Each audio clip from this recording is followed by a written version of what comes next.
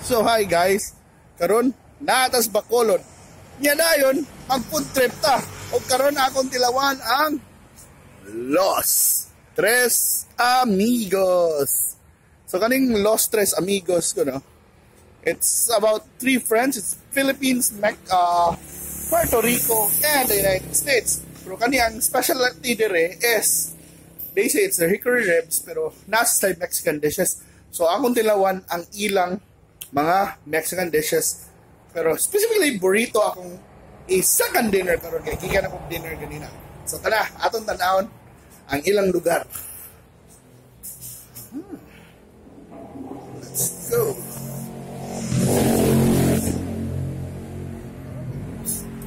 Let's go. Very colorful. Awan, nindot tayo. Sumana ang Trez Amigos.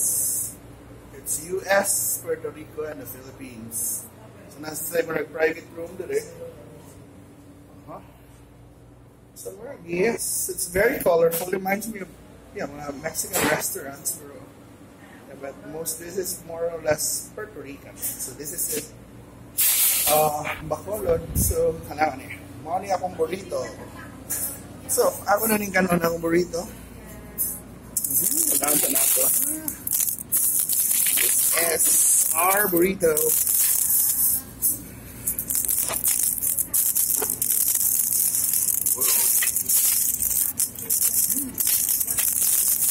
Balik kaya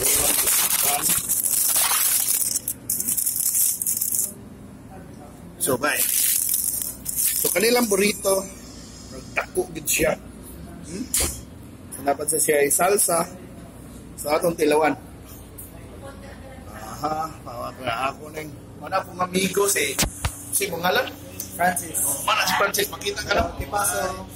Okay, Paso. So now we're gonna try out there. What do you call this? Burrito Wrap. Burrito Wrap. Pero unsa rin na Burrito Wrap? Anong? 4 meat. 4 meat. So there's 4 different kinds. Combination, yeah. Yes. So, anong meat nandito? Chicken, ground beef, shredded, and pork. Chicken, ground beef, and shredded. Shredded. Okay. Ano yan? Shredded? Yes. Yeah, hot sauce. Pero sige na. Mamaya na.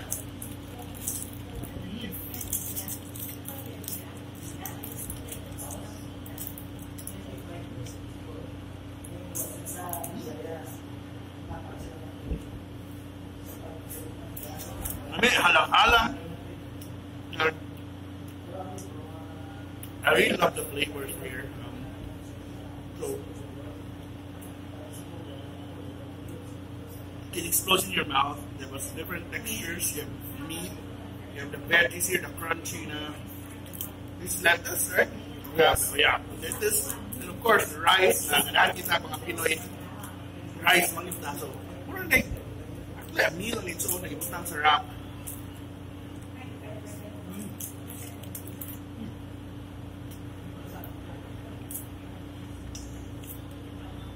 By after rin in-street ang Los Trez Amigos. Sa nila, sa address ani sa Bacolod. Somewhere in Lacson Street, sir. Kani ba? Kung saan in-street? Here, bali, Mansilingan, Barangay Mansilingan. So this is located in Barangay Mansilingan. Yes. So, yes. Oh, what the fuck? Regular answers. Okay. Anong gawin ng hot sauce? Wow. Ang ato.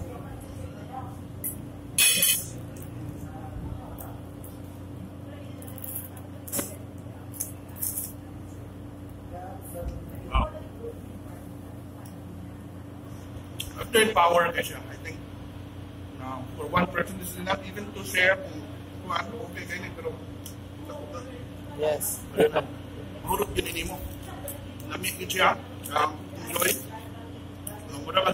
Sa iyang presyo sulit siya kay saktos timpla, naratanan, dako siya. So kung masuroy mo Bacolod, yan dayon mangita mo lami ng mga Mexican food or ribs. Yes. Ano lang, sa Los Trez Amigos, tanawan lang ang Facebook page, follow them, and you will find them. They're open from, unsa mo na sa friends? We are open next week. I mean, Monday to yeah, okay. Monday to Sunday, and we are start opening at 9 a.m. to 10 p.m. So 9 to 10 p.m. by the way, don't forget. Especially katong mari for Masskara Festival. Yes. Ari mo kay, I'm sure, enjoy mo direct.